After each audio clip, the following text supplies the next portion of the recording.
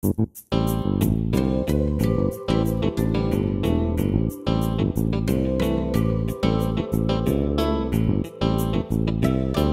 morning, Hoosiers, and welcome to Times News 24/7, brought to you by the Noblesville Times Online in living color from the Times studio. I'm Stu Clampett with your top headlines for Monday, May 2nd, 2011. Today's news is brought to you in part by the Indiana Poison Center. Children act fast, so do poisons. Call the Indiana Poison Center at 1-800-222-1222 for poison prevention tips and treatment advice provided free 24 hours a day. In our top story today, President Barack Obama announced late Sunday evening that the 9/11 and other terrorist attacks mastermind, Osama bin Laden, is dead. He said, quote, "I can report to the American people and to the world that the U.S. has conducted an operation that killed Osama bin Laden." Obama told the nation this Sunday night from the Green Room in the White House. Obama said that bin Laden was killed in a compound in Abbottabad, outside the Pakistan capital of Islamabad, Sunday during a covert operation led by the Americans. No Americans were harmed, and bin Laden's body was taken into custody following the attack. The authorization for the attack was approved by Obama last week, but took place on Sunday. And you can share your thoughts about the death of Osama bin Laden by emailing us at news@thetimes24-7.com. Or you can write a letter to the editor at 641 Westfield Road, Noblesville, Indiana, 46060. In other news, a team from the 20th class of the Hamilton County Leadership Academy will present the Autism House Visual Supports for the Home from 5 to 7:30 p.m. Thursday, May 12th at the Connor Street Learning Center located at 1700 East Connor Street in Noblesville. The Autism House is open to the community. Anyone who is interested in learning strategies to work with individuals on the autism spectrum will find this session helpful. Westfield Mayor Andy Cook announced Wednesday that Main Street, a state-of-the-art senior health care facility, will locate in Westfield adjacent to Grand Park. The development will be a $13.3 million project, and it will be located on 7.5 acres, creating 150 jobs that would include a 65,000 square feet facility with 100 private suites. Based on construction cost estimates, Main Street would create a total economic impact of $22.6 million in 2011 in Hamilton County. That's according to Westfield officials. This would include direct construction costs as well as local supplier purchases and purchases by construction employees. The project would support a total of about 209 primary and secondary jobs during the construction period, and Main Street Westfield would create an annual operations economic impact of $13.3 million in Hamilton County beginning in 2012. Senior prom was this weekend, and here we see Sheridan High School's prom king Sam Wyatt and queen Mackenzie Dietz share a dance Friday night at the Palomino Ballroom in Zionsville. Also, Riley Gary and Tyler Hume slow danced during the Sheridan High School's prom Friday night. The theme for the evening was Welcome to the Jungle. Westfield also enjoyed their prom. Several attendees explored the Barbie exhibit before dancing Saturday night in the Westfield prom at the Children's Museum in Indianapolis. They were able to enjoy several levels of the museum, including the neon glow of the water clock.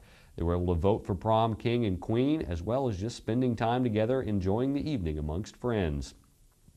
If you attended prom and would like to share your photos of the magical evening, you can email news@thetimes24-7.com. Include your name and the name of the others in your photograph. In other news, a black Mustang gelding was found running loose in the vicinity of 24871 State Road 13 in Noblesville on Friday. The horse is black and has a patch of white on the left rear hoof and a white coronet band on the right rear hoof. Hamilton County Sheriff's Office they have possession of the horse and they are trying to identify the owner.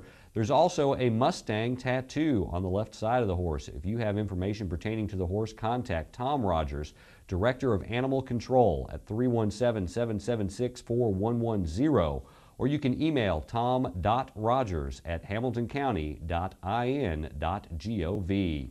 Sports and local weather are both up next. Is that thing getting closer? Look how high that thing's going. Look out there, look at the debris. Give me the camera. No, just drive, I've got it. Zoom in, zoom in. I can't believe this is happening. Oh, the size of that thing. It's everywhere. Are you getting this? Yeah, I've got it. What was that? It's the National Guard. How'd they get here so fast? I don't know. Pull over. Pull over. Do you have what it takes to head into the heart of the storm? Check out NationalGuard.com.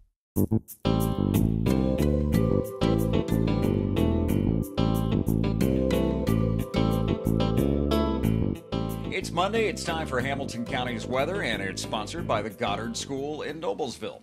Goddard School is well known, as a matter of fact, known and loved by the readers of the Times Choice Awards 2010 and 2011. You voted the folks at Goddard School in Noblesville the #1 preschool and the #1 daycare in Hamilton County. You can give them a call. The phone number is 770-7225. They're on Greenfield Avenue, and they're the Goddard School in Noblesville. Bringing you the weather update today that has some showers in it.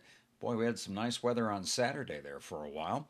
And then the rain and the dreariness kind of returned on Sunday. Some breaks in the action, and I think there'll be breaks in the action today. It won't be raining all day long. The worst weather is coming down to the south of us, which is sad because that's already the place that's had the most rain, too. This is a Doppler radar estimate of how much rain has fallen from this latest round of misery. And once again, around the south part of the state, they've had it the worst, with showers that in some places totaled more than 2 inches, as you can see in that chart from the National Weather Service. There's one strip up to the northwest of us where the rain came down at a pretty good clip, too, just to the west of Plymouth, and then up north of Rensselaer back over toward Bloomington, Illinois. But around here, for the most part, what we saw up until at least about 7 o'clock this morning were rain amounts that were closer to 1/4 of an inch, maybe in some locations. From this latest round of stuff, the farther south you go, the heavier the rain is in that gold-shaded area down around Vincennes and in Jasper, Indiana. Well, we're talking about another 2 inches of rain on top of all the recent rains through there. So, for that reason, with the expectation that a stalled-out frontal system down around the Ohio River will bring more rain, there is a flood watch that's in place. That goes through tomorrow afternoon. It includes the cities you see here shaded in blue. That's Bloomington, Columbus, Greensburg, and down to the south, still under a flood watch. That's where the best chances of rain are going to be throughout the day today, although all of central Indiana has at least a slight chance for today through tomorrow. Today's map shows you where we are as far as that storm system, and not surprisingly, it's down to the south of us, generating the most rain buzz down through there. So that's where we're going to watch the most. Low pressure by this afternoon will have settled into about the western part of Tennessee. There you see the stalled frontal system just to the south of the Ohio River. Showers possible along and behind that front all the way down to Texas. Maybe a little bit of snow in the Rockies today out in Colorado and Wyoming and also the northern part of New Mexico. Otherwise, we'll wait on that high pressure that's in the northern plains today up around the Dakotas.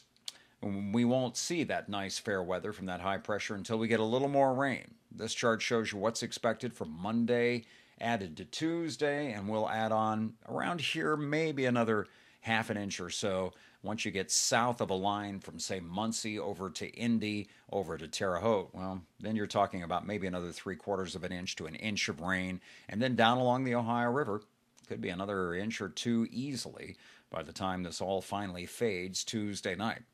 So you put it together, and here's the extended forecast now via paulpoteet.com with high temps today up around 56 and then just 53 tomorrow. That's a good 15 degrees below average, and below average temperatures are what we have all this week.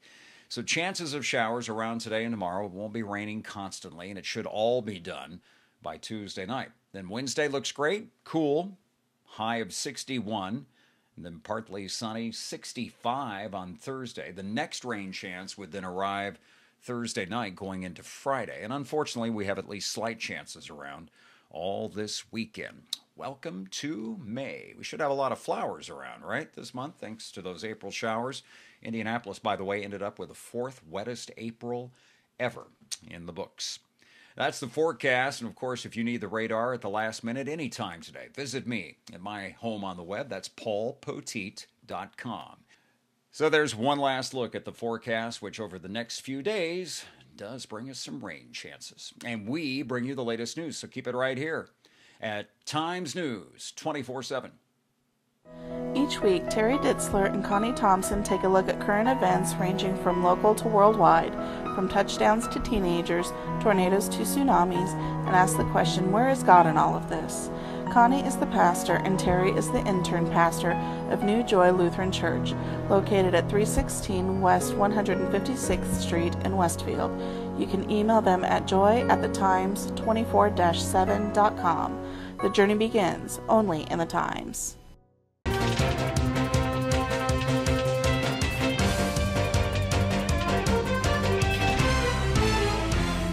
Noblesville's Lady Millers came through a 3-game invitational unbeaten on Saturday thanks to some 8th inning magic off the bats of Stephanie Ramsey, Ellen Forkner, and a 7-5 win over Lawrence Central. They also had a 16-0 win in 5 innings versus Lawrence North and a finale win of 14-1 against Corydon Central, also in 5 innings. Noblesville's girls track and field team tied with Warsaw for the championship of the 87th annual Kokomo Relays on Saturday. The 15th ranked Millers were led by Helen Willman, who was given the Walter Cross Award for Best Overall Female Athlete of the meet.